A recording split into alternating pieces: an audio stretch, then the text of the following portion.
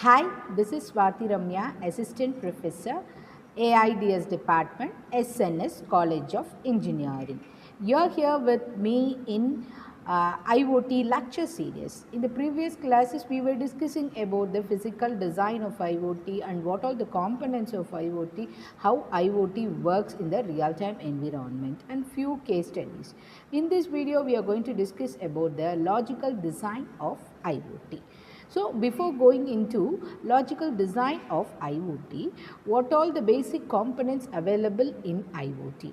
So, we start from the devices. What exactly the device do is the device will collect the real-time data of the real-time environment from the real-time situations, and these data will be collected using different kind of sensors, and the data has been transferred from one device to other device for further processing, and these communication all happens without the human interference. See, that is the main goal of IoT. So we are connecting n number of devices together with the help of internet without the human interference. That is the main aim of IoT. So to make everything automated, we are going for IoT, Internet of Things. So the data is collected by one device, and the data will be transferred to either other device, or the data will be transferred for the database for the further processing. Data will be get processed, and again as a result of the data processing, you will you will do some actions based on the result you get from the data processing. This is the actual working of IoT. We have been discussing different layers available in the physical layer in the previous class. So now we are going to discuss about the logical design of IoT. The logical design of IoT system, which means it's just an abstract representation of their entities and the process within the IoT system. We are not going deep into the low level specification, how we are going to implement, because physical design we will tell about how it is going to implement it, what all the physical components we are going to use in each layers. So here we are going to tell only the abstract things, how the process is going to happen logically. That is the exact thing we are going to discuss in the logical design of IoT. It will give you only the abstract thing of the process, exactly the process, without telling how we are going to implement that process. Okay, so logical design of IoT consists of 3 blocks. So we divide into 3 blocks.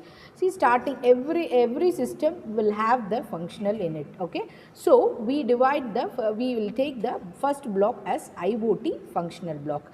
Here what we are doing is, here we take the device, here we collect the data from the device, and the data will be transferred from different devices. So the main thing we have to focus here is communication. So the communication is very important for IoT system, communication. So second block will be IoT communication model. Once the data has been communicated, it is processed, again it comes back to the devices, everything happens, final output was been dealing with the user. So you need the user APIs. Okay, so the third block will be IoT communication API. We have been dividing it into the three blocks: IoT function block, IoT communication block, IoT communication APIs. Also, we start discuss with the first block is IoT functional block, which has a few elements in it. The basic elements of the functional block start with the device. So here the starting point of the IoT system will be the device. So we'll have the first thing will be discussed within the device. Again, once the device collect the data, it will communicate to the other device. So second component will be the communication. So once it has been communicated, it is processed. When you transfer the data from one place to another place, surely you need the security for that. So third component will be the security. And next, you need everything to be managed by something. So we have the component called management and service. So end of the day, we'll go with the end of the day, everything will be controlled, or everything will be accessed by the application. So last component will be the application. Totally we have in the functional block we have been dealing with the few things, that is components: device, communication, security, management, service and application. From the diagram which I have been showing in the PPT, you can see the components of the functional blocks. So next we go discuss about the devices. So what is devices? When you come for the IoT devices, in the sense it will be the sensors. The purpose of the use of the device is to collect the data from the real-time environment. For example, if it is a home automation, the devices will be the temperature sensor, because you want to know the temperature of the room. Then only you can, if the temperature of the room was low, was very high, then the air condition will be switched on automatically. So the sensors in home automation will be the temperature sensor. You can have the motion sensor. Only if you have the motion sensor, you can understand, you can analyze the motion, you can analyze the people who are moving here and there.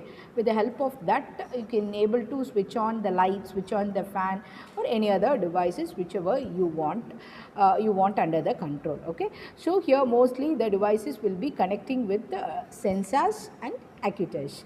These are the main devices that we've been using in IoT system.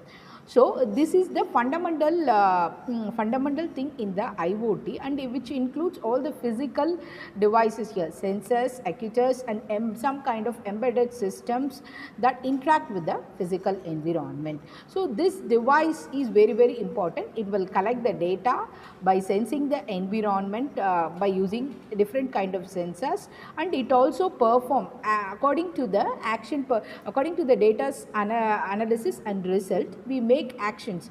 We will give actions with the help of the device called actuators. Next, for example, I told you temperature sensors, and if you go for a smart irrigation, there you have to control the valve. So for that we will use the actuators to control the valve of the device. So these all the components, these all the things which is related to the device. Okay, so with this video I will wind up. In the next video, let me discuss about the other components of the functional block. Okay, see you, bye bye.